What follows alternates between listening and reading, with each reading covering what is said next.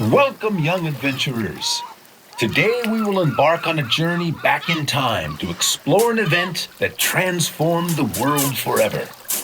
The California Gold Rush. Now you might think the story starts in 1848 when someone discovered a piece of gold. Skibbity gold!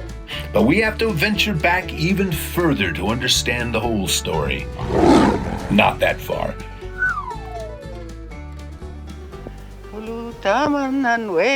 For thousands of years, diverse native peoples, including the Concow, Maidu, Miwok, Nisenan, and Washoe, thrived in California. They had their own languages, cultures, religions, and economies, and they relied on local plants and animals for food, medicine, tools, shelter, and ceremonial materials. Everything changed when Spain, and later Mexico, colonized California. In 1839, a Swiss man named John Sutter came to California. Guten Tag. He built Sutter's Fort on the Sacramento River to provide hospitality and trade, and received a land grant from the Mexican government. This was good for immigrants coming across the western frontier, but bad for the indigenous people who were forced to work for him or were hurt and killed by the new arrivals. News of the discovery spread like wildfire. A merchant named Sam Brannan owned a store at Sutter's Fort.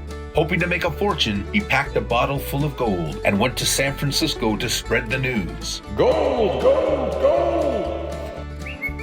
The land around Sutter's Mill was quickly overrun with hopeful miners.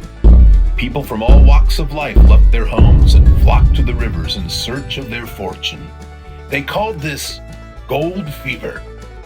As news of the discovery spread, immigrants packed their bags and headed for California. The earliest gold seekers came from the West Coast, Mexico, and South America. As time went on, they were joined by people from around the world. It seemed that no one was immune to gold fever. People traveled for months facing dangerous trails, harsh weather, and unknown obstacles with a chance to find some shine in the bottom of a pan. Nearly 90,000 hopeful miners came in 1849 alone, which is where the term 49er comes from. By the end of the gold rush, 300,000 people had made the journey to California. As thousands of migrants arrived in the gold fields, native people were often violently forced off their lands by incoming settlers in search of resources. This was a time of great change and danger for the indigenous peoples of California. Miners worked tirelessly across the foothills, rivers, and valleys in hope of striking it rich. Gold, gold, gold! In the beginning, surface gold could be found easily with simple tools like gold pans and shovels. News of miners getting rich quick brought more people to California, making surface gold harder to find. Now, miners had to dig deeper and use more sophisticated and dangerous tools like dynamite. While some companies began blasting deep into the Sierra Nevada, others used powerful water cannons to wash away mountains and uncover gold.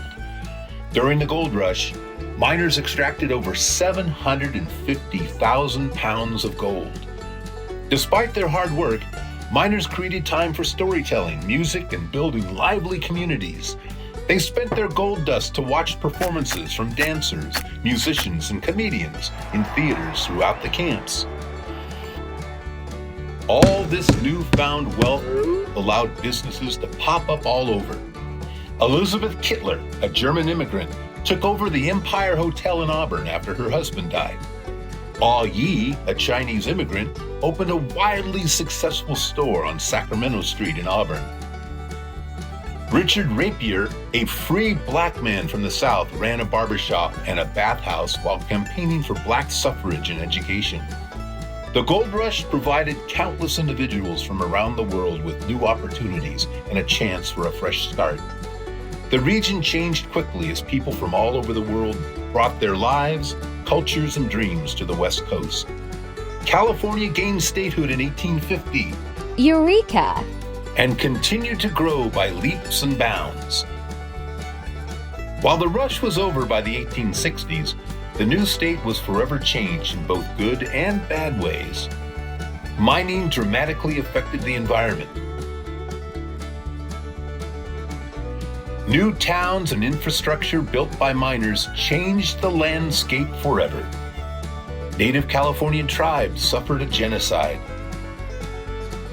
Yet, in the face of great adversity, the survivors worked to rebuild their communities and maintain their cultural heritage. The settlers continued to expand new communities by opening more businesses, starting schools, planting farms,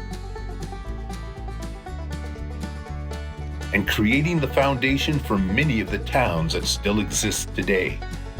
And there you have it, the story of the California Gold Rush, a tale of change, discovery, and survival that shaped California.